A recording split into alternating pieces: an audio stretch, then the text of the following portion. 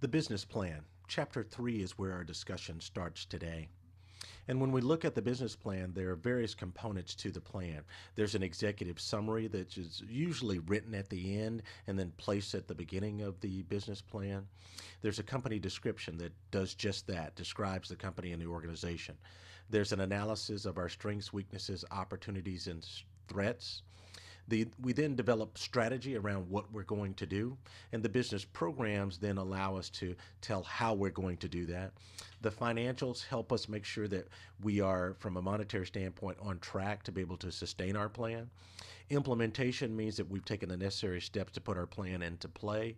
And then the assessment comes back and says, okay, did we do it correctly? And did we do it in a way that we either need to recalibrate or we can continue with? So, what is the business plan? It's a roadmap. You crystallize your ideas as a business owner or even the developer of the plan, and you bridge the gap between ideas and reality.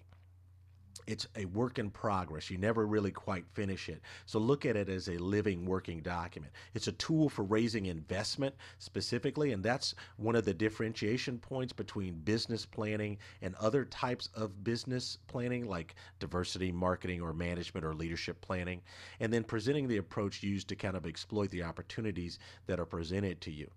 So the plan itself, these are the components that we just spoke to. And I think what's of significance here is that the business programs are the key drivers in the business plan. Now, this is just one structure for the plan. There are various ways to be able to structure your business plan. And you can look on the internet and research some of those. But this gives you a framework by which we'll operate. It also gives us consistency with other types of planning that relate to the business. So, how do we get started? Well, we consider how to describe our business and the products and services we're offering. Who is it that's going to be our primary audience? Not just consumers, but investors, presenters, people that we're presenting to, stockholders, party of interest, vendors, suppliers. What's our strategy? How are we going to connect our product, service, and activities to the overall goals and strategy, and as well as to the audience that we're speaking to? And who is the competition? We really have to take a serious look at this because we don't want to underestimate the ability to be able to leverage our strengths in the workplace or in the marketplace. And then our finances. When we think in today's terms that maybe we need $100,000 or even $1 million to start a particular type of business, we probably need at least 5 or 6 times that amount in order to properly fund that business. Our executive summary comprises the business concept, what our mission and mission statement and company description is, a little bit about strategy. The executive summary is just that. It is a summarization of about a page or two of the entire plan.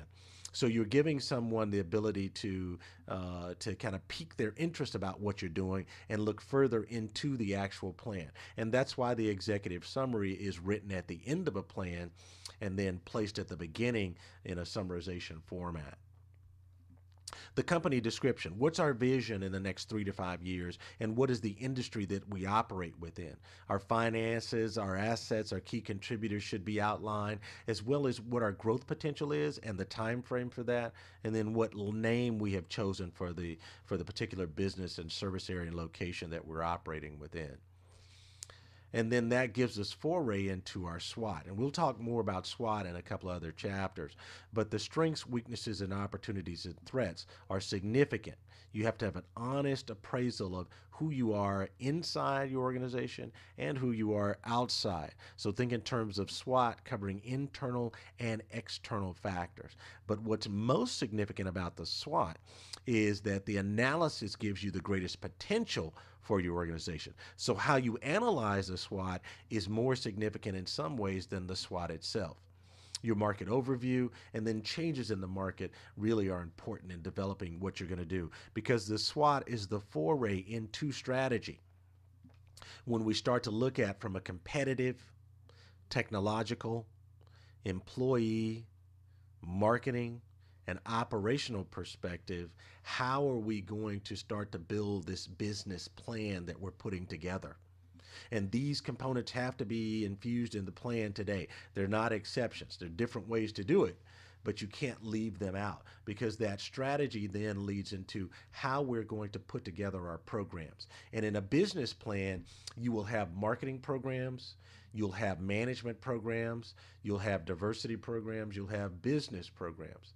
You could have leadership programs. There are a number of different tools you put into this. And there is the integration of business planning with the other types of planning that exist out in the business marketplace.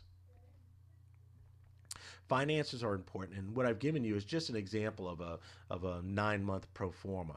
And it's really to just illustrate that you need to be able to explain how you're going to produce revenue, how you're going to control expenses, and then what is the difference between those two or the net profit that you'll have. And this is oversimplified, but I think it is important in understanding the monies involved with development of your business plan.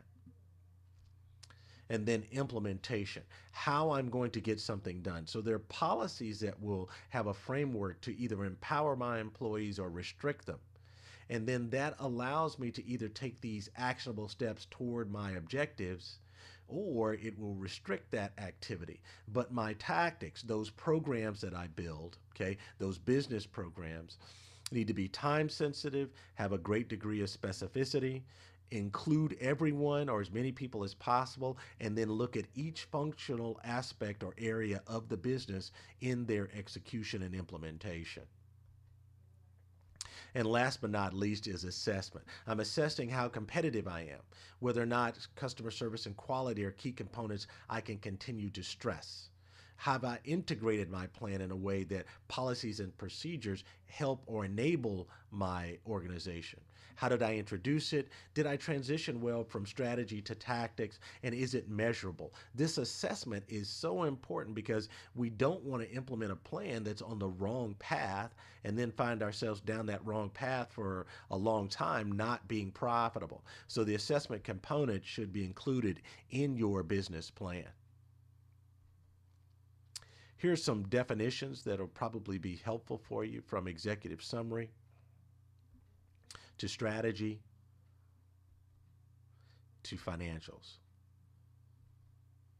So what did we learn today? Well, we learned these components of the marketing plan. It's extremely important to make sure that we have all of them within the marketing plan. And at that same time, understand the relationship between each one of these components and how it helps you build, the business plan. So again, keep in mind that your business plan is only as successful as the pieces that you can put together to help build that business plan. Here's our thought for the day. The secret to a rich life is to have more beginnings than endings.